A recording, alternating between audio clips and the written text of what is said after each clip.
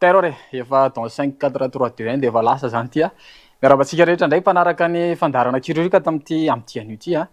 Latsinainy tony mizatra ny fiarahantsika aorian'ny fampalalam-bo avao izay fandarana kirurika izay a.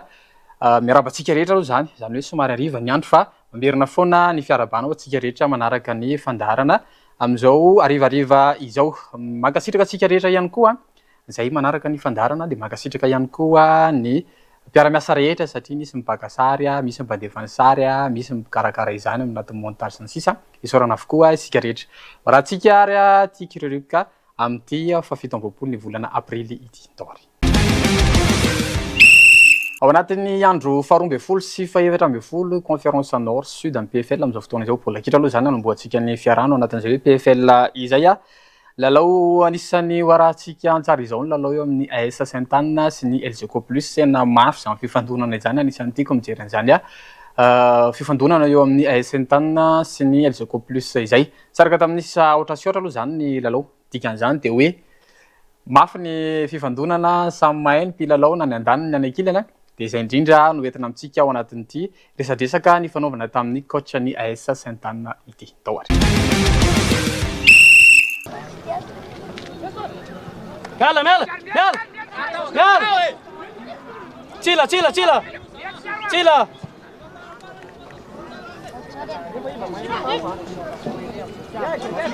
Mela, sai! Quelle est ça? Aí, chega!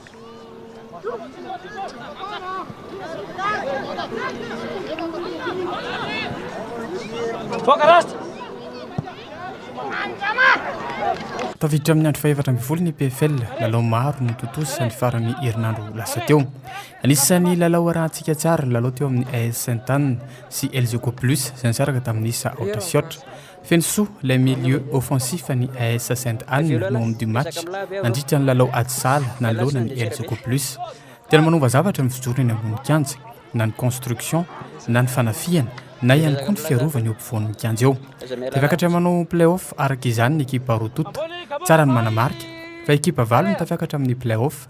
Efa miomana mafy ihany koa ny AS Sainte-Anne ny amin'izay idirana amin'ny play-off izay. Zany efa napetraka ilay consigne match farany io tokony hoe hivoaka mpandresy mba hoe mba match nila tamin'ny premier match anay tamin'ilay aller dia retour zany ny consigne mba mivoaka mandresy mba finaritra zany mivoaka betsaka. Iny moa izy mipetraka zany grande équipe amin'ny LGK Plus eto Madagasikara. Tena nanao izy le bandy kely koa moa zany nenay tsy niembotra koa ary izay foana nitanjona hoe na dia tsy ho andresy ary dia tokony tazomina foana le laharana fahatelo ao anatin'le championnat le PFL zany. Iny moa nivokatra zany saorana ekipa roa tota na dia nisy zany fifandona mafimafy zay mabola le bola fa tena nisy ny fair play tamin'ny club roa tota. Paikady nomanina ve le mpilalao najoro voalohany? Tsy paikady nomanina eo ihany le paikady nomanina fa zay koa zany tanao hoe tourner le élément satria any amin'ny play-off sira zany efa tafakatra foana. Dia le nenay koa zany le tena tipa misy ihany somary reraka foana chaque match zany dia reraka foana dia mba napakana aina zany zala ahafahany mba tsy reraka loatra ahafahana miomana ary amin'ny play-off. Zay ara Madagasikara zany ekipa sangana izy tena miomana maximum zany zay anatin'izay satria mety tsy hay ny mpandaran'ny Pro League mety hoe misy repos kely ny semaine avesa 2 semaines zay zany miomana foana anatin'izay satria eo le tellement coupé dia samby manana daholo zany zay tsy azo mivanona zany le atsasay Ho an'ny ekipan'ny LGK Plus kosa indray na ny mpanazatra aloha zany dia niezaka hoe tena andao ampiditra baolina isika hitazomana na ny laharana faharoa andao tsika ampiditra baolina mba hangalanana toerana tsaratsara zany saingetrisy moa zany fa nisaraka tamin'isa ohatra sy ohatra ny AS Sainte-Anne sy ny LGK Plus izay. Ho an'ny LGK Plus ihany koa dia somary misy fotoana kely mifanindry lalao zany eo anatin'izay hoe lalao ataony izay zany hoe somary mifanakaikaika ny compétition zay ataon'izy ireo dia anisany hoe hoe mandreraka ny ankizy ihany koa zany nefa ny mpanazatra moa zany efa nahita fika ialana amin'izay hoe faharerahan ny mpilalao izay. Rahantsika niresadresaka ny fanaovana tamin'ny mpanazatra ny LGK Plus izay. Ho an'ny mpanazatra ny LGK Plus kosa indray dia zava-dehibe nivokatra tamin'ny lalao teo satria fiadiana ny laharana faharoa sy fahatelo. Niezaka nampiditra baolina izy ireo saingy tsy mivadika ho isa izany. Somary mifanindry kely ny tety andro amin'ny LGK Plus manokana ary ezahana ho ny mpanazatra ny andaminana izany ary indrindra ihany koa mba tsy handreraka be loatra ireo mpilalao. raha ohatra zany ka resy zay de lasa fahatelo nefa hoe defety fe no entina hiatitra ny quart de finale de tsy maintsy mifandrina tanteraka tandrina tanteraka zay nanao an'le lalao niezaka namony azy satria fa presque ny attaquant zany androany nanao daholo lalao daholo fa tsy nafaty moa de iny nivokatra Saint-Anne tsy maintsy ohatr'izay izy miady an'le laharana faharoa izy edivana ao le laharana de tsy maintsy izy mandray iza zany ezaka zay mitandrina hoe mitazona le laharana faharoa zay zany mitazona fa izy mitady zay ny enjeu an'le baolina iny zany isataona ny LC Plus mandray roa foana mandray roa tsy maintsy manao azy manao atry tiendriny mandeha lavidavitra zay ny tanjon'ny équipe zany ale plus loin mitady an'izay kotsy zay ny resaka ny fanaovana tamin'ny mpanazatra ny rotota fandahoa raha antsika ny voka-dalao ao anatin'izay PFL andro 12 sy 14 izay ho an'ny conférence nord sy ny sud izay fa hoentina aminareo ihany koa hoe izy ny tena natafiditra baolina betsaka indrindra tao anatin'ity tompilalaovana ity zany hoe mbola tsy tapitra aloha zany fa mbola mitoy dia omena anareo zay vokatra izay dahoary. toy izao kosa ny voka-dalao tao anatin'izay andro 14 sy 12 izay Uska Foot CFFA saraka tamin'isa Resray, TGBC Fossa Junior saraka tamin'isa Otrasiot, Kosfa FC Rouge saraka tamin'isa Resray. Ho an'ny conférence sud kosa indray AS Saint-Anne LCO Plus saraka tamin'isa Otrasiot, Disciple FC Mama FC saraka tamin'isa efatra no otra, POSPN Antimo Record saraka tamin'isa aotra no ray. Indro ny filaharan'ny mpamombolina be indrindra tao anatin'izay andro faraiky ambin'ny folo sy ny andro fahatelo ambin'ny folo izay. Fabrice no natafiditra ny baolina betsaka indrindra mitarika amin'izao fotoana izao natafiditra baolina 12. Zola kosa ao amin'ny LCO Plus natafiditra baolina miisa 7, Masi Kosfa, Taina CFFA, Artuk Kosfa dia samy natafiditra baolina miisa 7 avy.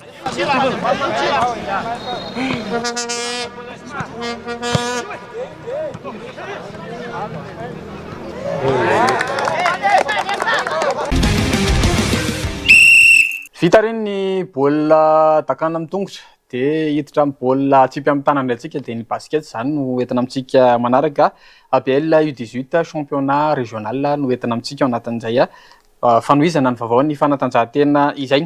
Tafiditra amin'ny andro faharoa ny championnat régional APL U18 izay zany hoe nilatsaka ny 12 taona zany teny amin'ny gymnase Ankoay Akorondrano no nanatoto saina an'izay raha antsika ny momba an'izay miaraka amin'ny Mahanja CM ny ABL.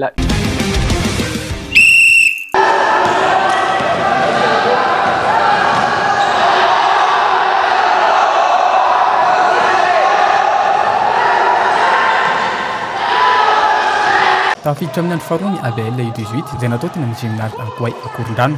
Mizotra sy milamy maraka ny tokony izy ny lalao hatreto aloha dia ao anatin'ny phase éliminatoire ny lalao ary mifantatra mendaly an'io any ny fandaharam-potoana amin'ny phase finale. Efa azo lazaina fa ambony letan'ny fahaizan'ny ankizy ao anatin'izay tontolo ny basketball U18 izay. Raha ho an'ny Mahandry dia tsapany fa eo amin'ny taona io indrindra ny tena matanjaka ny ankizy. Eo ihany koa ny mamaritra ny hoavin'ny ankizy na hiditra amin'ny sehatra matianina na tsia.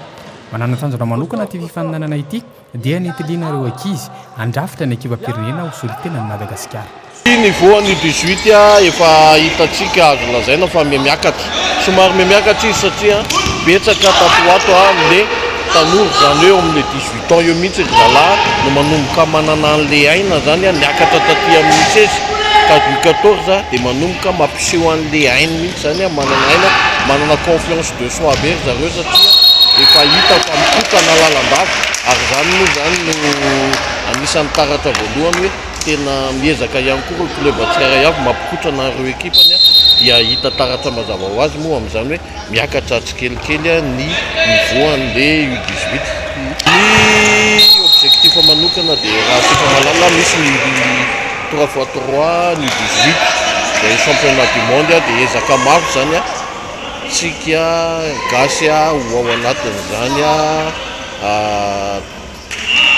tarandy zany afahana mandray anjara amin'ireo.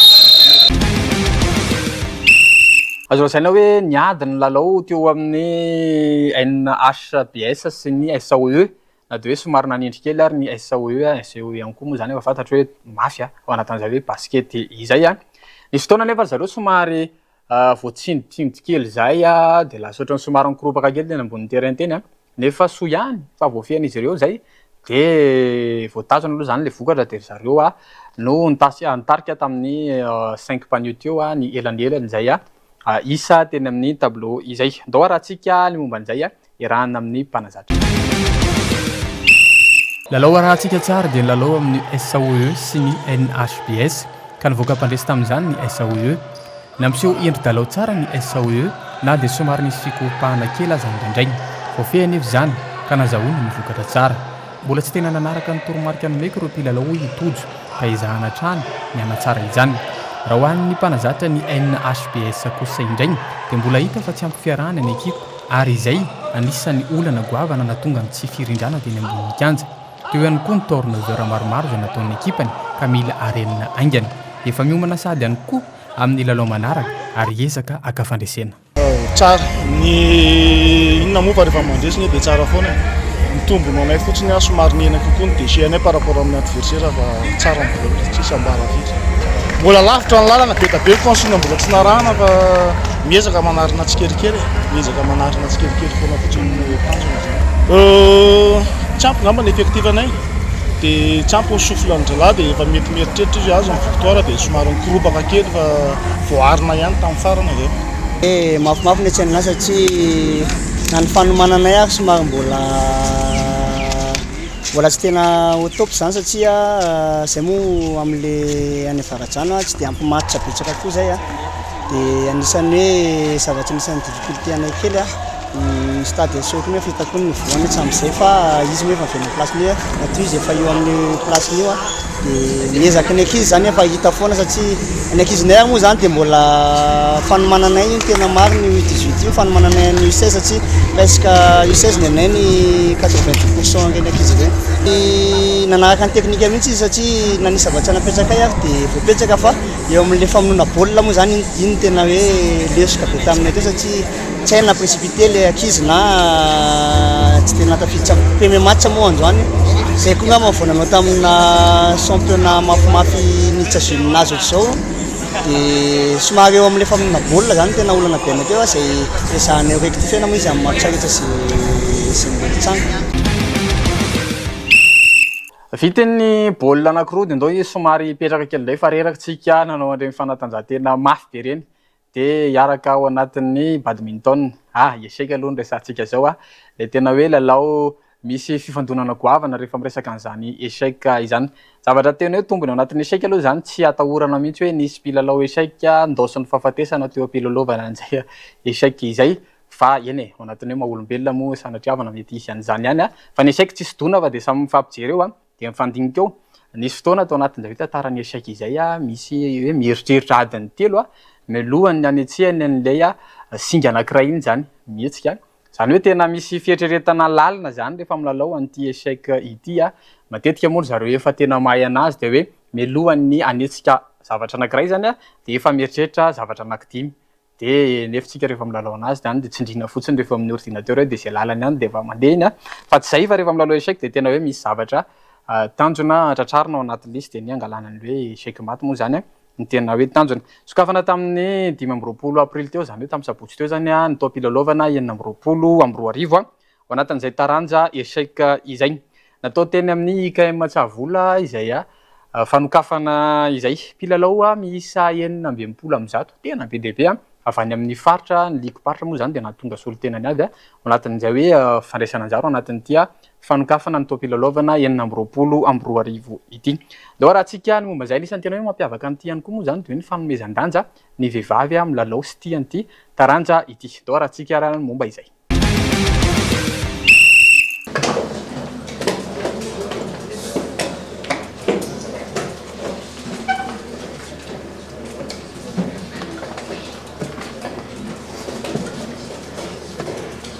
Nosokafana tamin'ny fomba ofisialy ny tao am-pilalaovana 9 taranja échec tao amin'ny IKM Tsavola ny sabotsy 5 aprily teo. Mpilalao 920 no namaly ny antso avy amin'ny ligue rehetra isa-paritra. Ligue 7 no nisolo tena fombiazana lehibe sahady ity fifananana fanokafana ity manapirofo ny fitombon'ny mpandray anjara amin'ny lalao échec eto Madagasikara fa misy ihany koa ny fandraisana ny lalao izay natao teo amin'ny stade Barea Mahamasina teo amin'ny salon des sports ao anatin'ny fampiroboroboana ny taranja échec dia dingana lehibe ihany koa ny fampidirana ny vehivavy ao anatin'izany fanatsarana ny loka ho an'ny vehivavy telo voalohany fanomezam-boninahitra ny vehivavy tsara indrindra teo anatin'ny sokajy rehetra U11 U13 U15 fanasongadinana ny mpilalao vavy zandriny indrindra anisan'ny tena nampiavaka ity fifananana ity ihany koa ny maha-open azy azo lazaina fa manana mpilalao efa manana elo ambony ny malagasy ary efa maro ny fandraisantsika anjara tamin'ny lalao iraisam-pirenena ny farana tamin'io andro ihany moa ny lalao famaranana ary loka manodidina ny roa tapitrisa ariary no ny tsinjaraina no zaraina tamin'ireo mpilalao miendrika izany Ti événement androany ity zany dia tournoi d'ouverture de saison 2026 amin'ny resaka échec mampiavaka anazy ity izy ty ao anatiny ao zany ahitana androany feno ligue maromaro misy ligue lalamanga ligue vakinakakatra ligue automatiatra ligue aloatra mango maromaro zany ny ligue miparticipe tamin'ity événement androany ity dia nampiavaka anazy anankiray ihany koa misy an'le tournoi ho an'olona izay tsy manana ilofy be tsy ohatran'le mahazatra zany mba open afaka manao daholo zany zay te hanao rehetrarehetra tamin'ity androany ity Suisse système suisse zany parlement fa tsy arakaraky an'le elo fa rehefa miakatra moa zany le izy dia izay vao memafy ny anty androany ity zany manana joueur tsika 2157 elo ny ambondrina tamin'ny participant antsika tanjona ho an'ny fédération vaovao dia ny fampiofanana izay rehetra tokony sitraka izany mba hanomezana leta ambonimbony kokoa an'ireo olona izay voakasika izay eo ihany koa ny fanampiana ny avy any amin'ny faritra zany mba tsy isian'ny tombo sy ala mba tsy isian'ny zanak'ala hafa fa samy mba misitraka eo daholo ny tsirairay avy izay indrindra no anisany tena hoe tanjona sy viana ho apetraky ny fédération vaovao izay ao anatin'ity taranja échec ity arahantsika ary momba izay anisan'ny viana lehibe ho an'ny fédération ny échec izay vao nijoro moa ny ampiroborobo sy ampivelatra ity taranja ity izahana ho izy ireo ny hanamora nazahoan'ny mpilalao ny fitaovana ilalaovana izany ary indrindra ihany koa ny mba hisitrahany ireo mpilalao avy any amin'ny faritra ny fiainitra rehetra mba tsy isian'ny tombo sy ala eo ihany koa ny fanomezana fampiofanana ho an'ireo mpitsara rehetra ary izahana ny ampitomboana ny fifaninanana nasionaly ahitana ny laharin'ny mpilalao tsiraray avy tsy adino ihany koa ny fampidirana sy fanomezan-danja ny vehivavy izay tia sy milalao izany taranja izany Isan'ny tanjona zany no apetraka ny fanatsarana ny entan'ny mpilalao misy zany ny ao anatin'ny vinan'ny fédération vaovao ny formation karakaraina na ho an'ny resaka arbitre zany manerana ny faritra dia ihany koa ny ataontsika hoe isy ny tournoi elo fide zany azahoana classement international amin'ny faritra eto Madagasikara zany mba hoe tsy ho eto Antananarivo ihany no afaka misitraka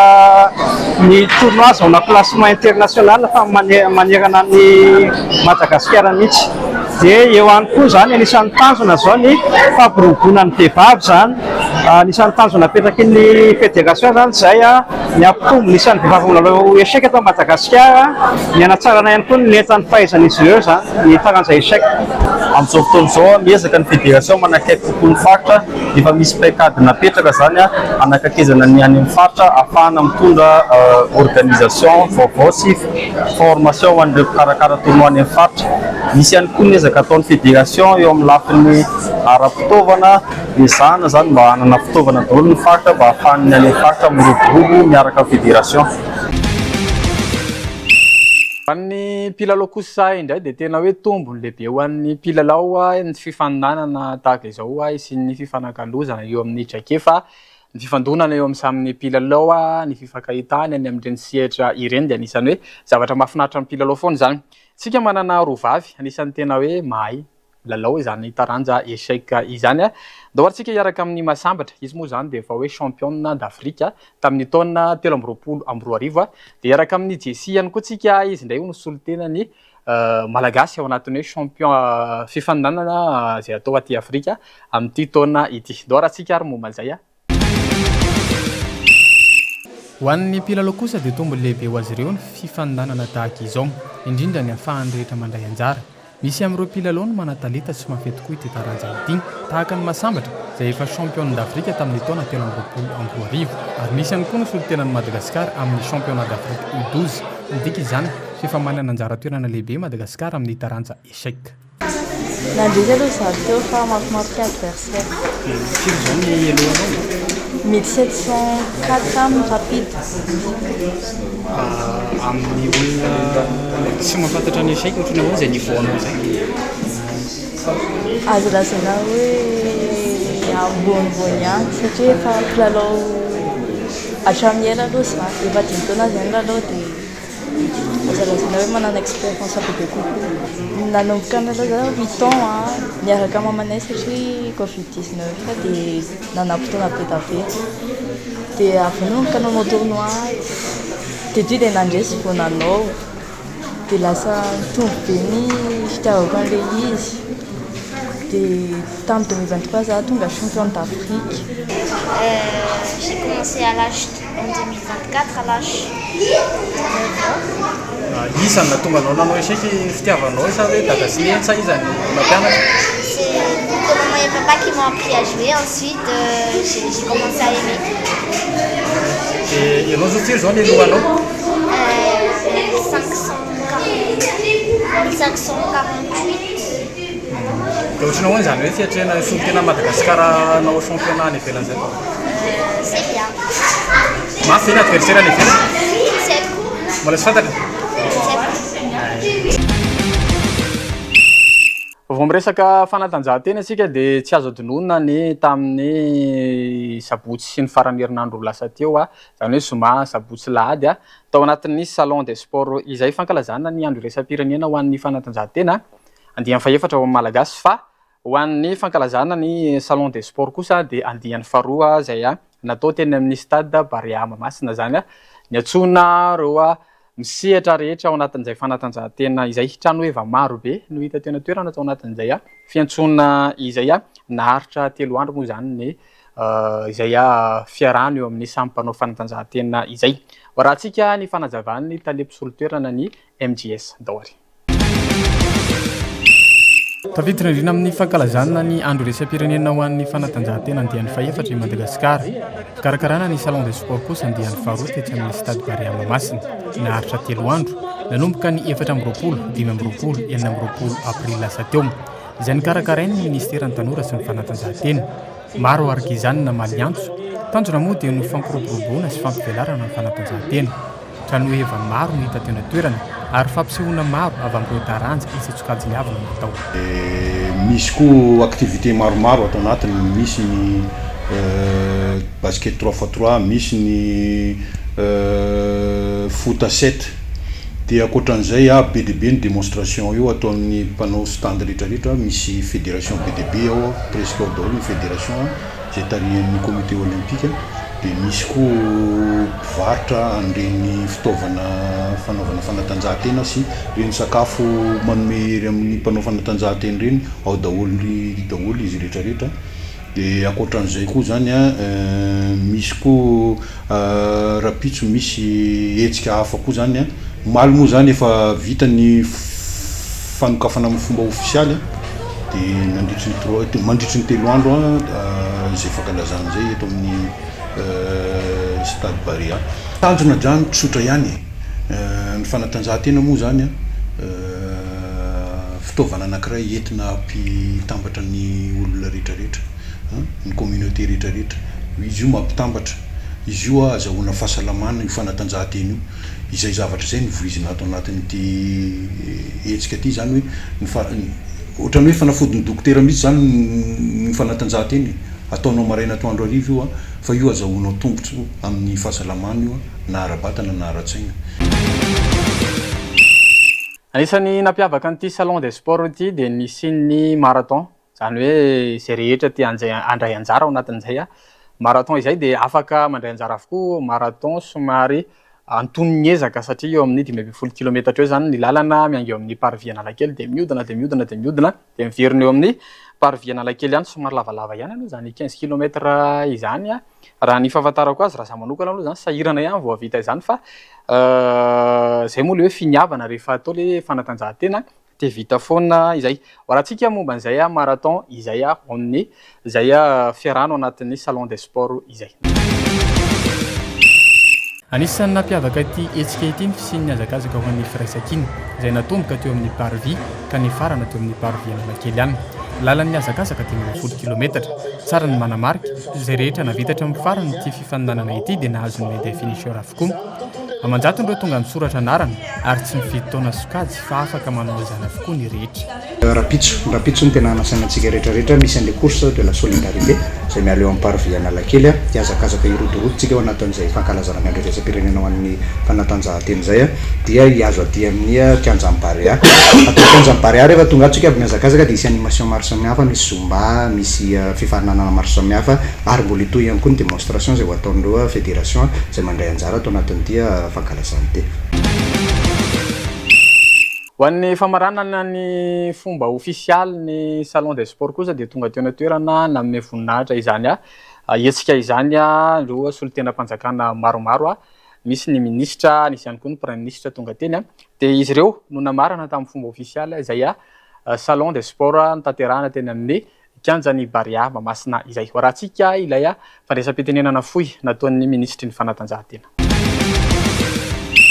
Famaranana tamin'ny fomba ofisialy ny salon des sports Mahamasina dia nisy ny fandraisam-pitenenana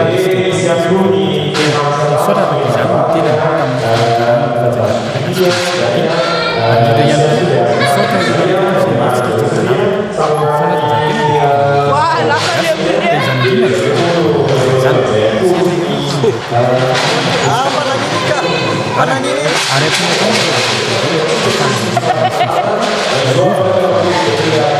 ny fanatanjahantena toboka dia tsy mipetraka ho fanatanjahantena fotsiny satria ny fanatanjahantena dia mampiray malagasy.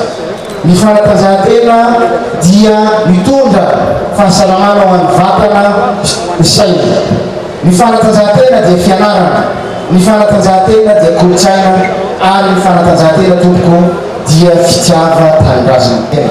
Betsaka andriamatoa mpanolotsaina sy andriamatoa prime ministre ny amboara mety nyty tanora anareo tanoratsika tamin'ny faninana iraisam-pirenena ary faninanana manerana zao tontolo zao. Tsy tamin'ny taona ity ihany fa tamin'ny taona ny fandimby maro samihafa. Manaprofo zany fa ny fanatanjahantena dia anisany sehatra anankiray ahafantarana zao tontolo zao milaza ny Madagasikara mangataka tehaka lehibe ho an'ireo atleta rehetra. Zao kosa indray dia somary omeko tombony kely ianao hankafy hoe inona aby ary ny zavatra nitranga teny amin'izay salon des sports izay. Zany hoe misy démonstration maro teo, misy mamaky briky amin'ny loha ao, misy mandaka tany ao dia misy karazana zavatra maromaro hitantsika ao anatin'izay démonstration izay.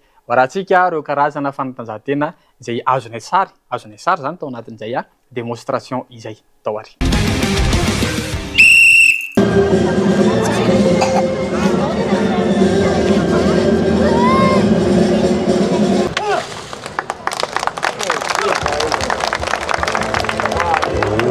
Tena rehefa lasala misy amin'ny taona passage de grade.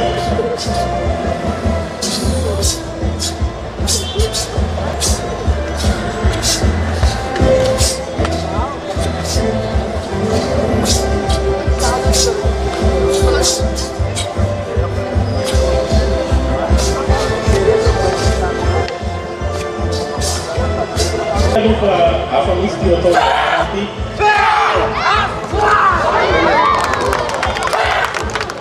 dia maro zay ny club africain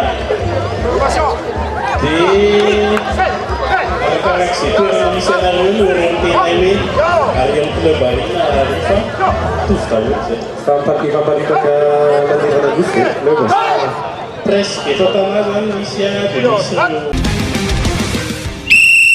avy nijery an'ireny famaky loby ireny tsika tao anatin'ireny famakina briks ny sisa ireny reny aloha zany tena mila fiomanana manokana reny fa tsy hoe tonga any an-trano ianao mahita an'ireny sary aseho anay reny dia lasa koa ianao mba hamaky briky fa mafy manao an'izy ireny sao dia sanatria ny tanana indray mivaky tanana indray folaka ao anatin'ireny démonstration reny fa mila fiomanana reny ary zareo ihany koa dia efa atao anatin'ny taona maro ny sehatra atao anatin'ilay fanatanjahantena fa tsy hoe androany akory dia rapitso ianao eny le tafitafy tamin'ny manga reny aloha zany afaka tonga dia kapainao mety ho tapaka ao ihany reny fa raha izy mitambatambatra mety tsy ho vita. Freestyle no anoisantsika ny fiarahana zany hoe maraparana antsika ny fiarahana ihany koa anatin'ny fandaharana kirerioka tamin'ny taona 2000 no nanomboka nisy zany freestyle football aloha ny resaka eto tamin'ny taona 2000 no nanomboka zany freestyle football izany ny Red Bulls no anisan'ny tena hoe nampalaza anazy tao anatin'izay hoe fifaninanana izay sy nanomboka nampiseho anazy tamin'ireny sehatry ny eny amanjery sy ny tambazotra serasera ireny izay karazana freestyle izay. I Pato no anisan'ny araka amintsika ao anatin'ity taranja ity izy dia efa tena be mpafantatra tokoa ao anatin'izay hoe fitanisiana baolina kitra izay na ny freestyle izay. Ndao raha antsika ary fiarahana amin'ny Pato.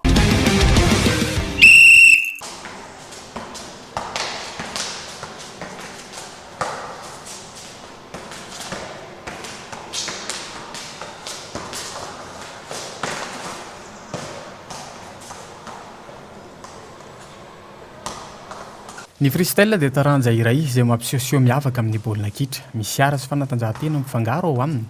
Matetika mampiseho fihetsika miavaka toy ny jongle, tricks, enchaînement maro isan-karazany. Seho izay mety hita eny an-dalambe, mety misy mozika kely miaraka aminy. Ny tena tanjona dia fampisehoana miavaka ary mahatalanjona natao an'ny mpijery. Nipoitra tamin'ny taona 2000 ary ny Red Bull no anisany tena nampalaza azy tamin'izany fotoana izany izay natsoina hoe street style. Ankehitriny kosa dia ny World Freestyle Football Association ny tena miandraikitra izany izay mikarakara championnat du monde. Tristan Gak ny champion du monde tamin'ny taona 2022 ary anisan'ny manana amboara amin'izany ihany koa i Jesse Marley izay nazahoany maro-pakasitrahana maro tamin'ny fifaninanana izay nataony. Fehiny ny freestyle dia fitambaran'ny baolina kitra eo amin'ny seho ara-javakanto izay angaliany ny mpanao azy. Tanjona ho an'ny Pato dia ny fampahafantarana ny rehetra ity taranja ity.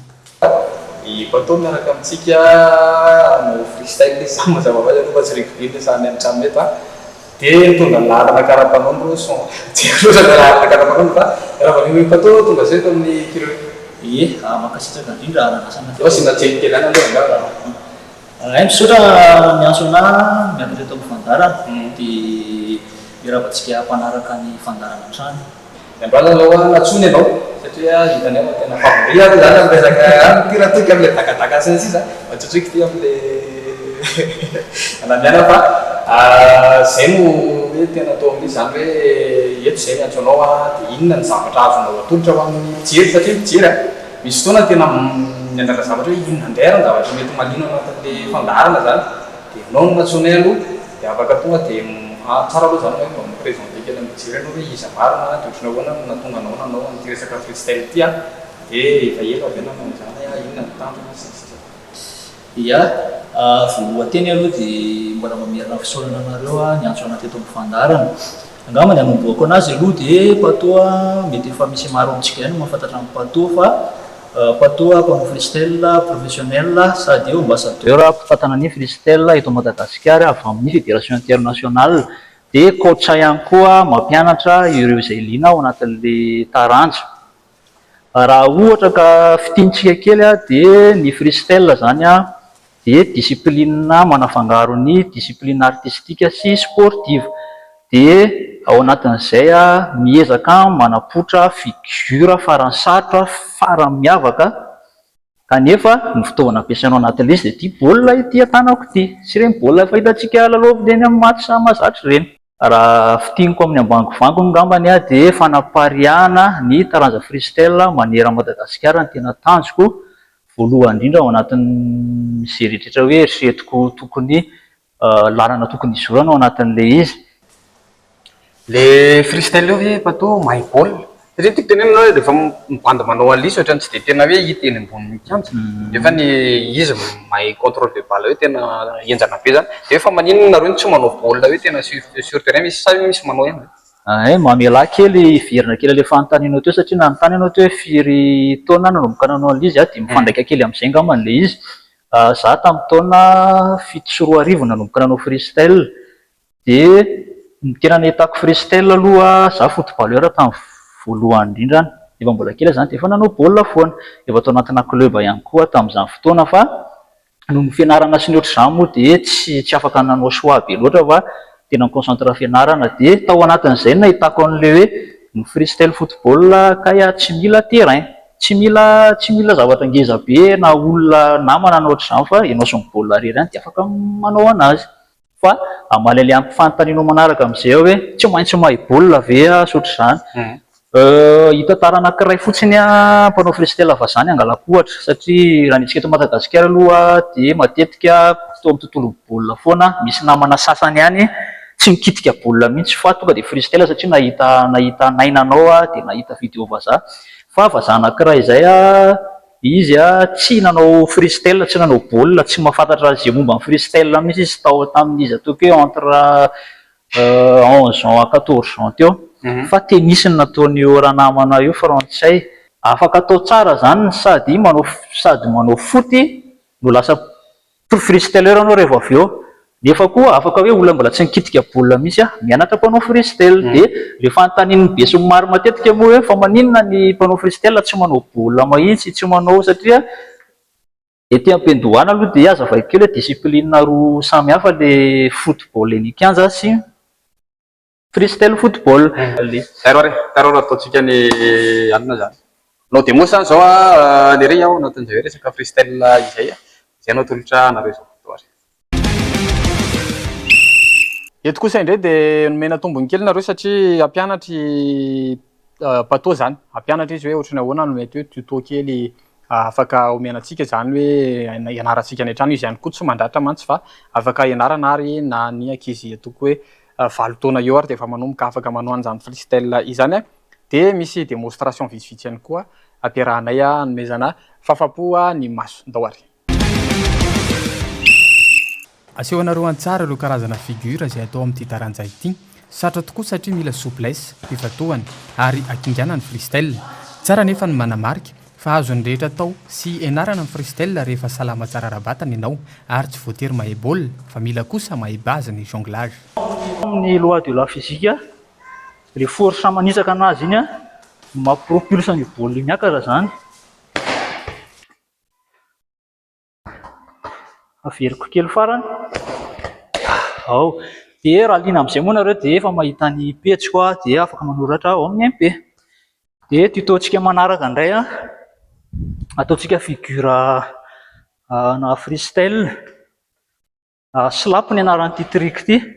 Ho atao kely izy aloha dia azavaiko aminareo amin'ny 3 étapes le manao ao.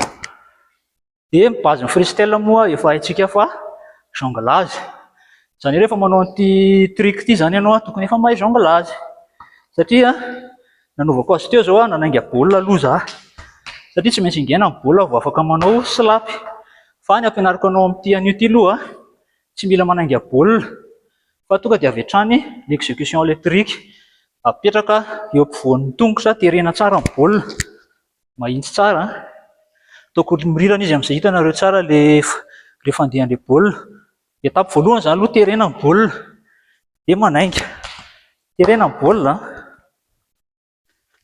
Étape faharoa rehefa le manainga anazy amin'izay ingena ohatr'izao, ataoko mahitsy amin'izay zao. Iny zany ny étape faharoa iny. Étape fahatelo alefa aty amin'ny sisiny aty amin'izay ilay baolina teo dia sintomina miakatra. Zay izy zany en 3 étapes izy zay ny fianarana anazy. Fa efa tapy avancé le hoe tonga dia mandaka ianao dia mandaka manao an'ilay trick. Fa ohatr'izao zany averiko farany izy terena, ingena, ahodina ao. Tuto an'ilay grande move ny anaran'ilay zavatra nataoko teo. Zany hoe fampitana façon freestyle zany ilay izy mizara étape anankitelo ihany. Dia zahantsika fohifohy foana moa zany mampianatra anazy satria rehefa lava be dia vao maika sahirana antsika décomposer an'ilay izy. Tonga dia ilay position le nafahako nanakanalina anazy no ataoko. Ato angamba ny tena mety, ato izy hita tsara.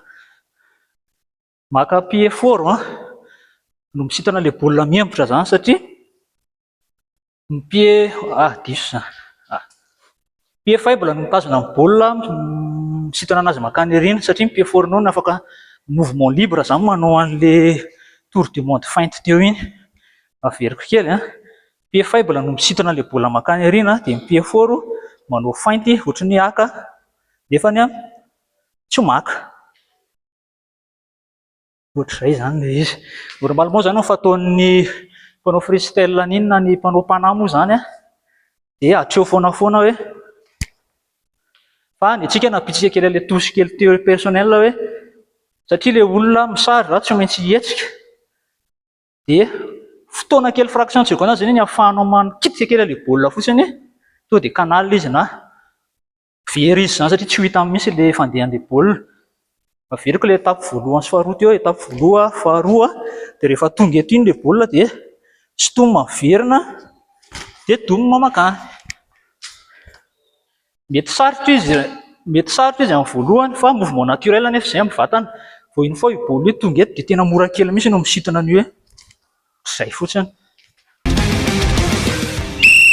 Efa ifarana sady ny fiarahana amin'ny plateau dia misy ny afatra fohy entin'ny plateau zany amintsika mikasika an'izay hoe ho anareo izay efa milalao ho anareo izay mikasa hilalao dia azonareo atao tsara zany ny mifanerasera amin'ireny zalahy efa mpanao an'ilay freestyle ireny raha hoany izay tia hifanerasera amin'ny plateau moa zany dia afaka mijery anazy ao anatin'ny Facebook ao plateau Ramamonjy no anarany ao anatin'ny Facebook ao dia tsy izy iray ihany koa no mpisehatra ao anatin'izay freestyle izay fa betsaka tsara ihany koa mifandray foana zany ifanakalozana traikefa ao anatin'izay tontolo ny fanatanjahantena izay raha antsika ary izay afatra fohy avy amin'ny plateau.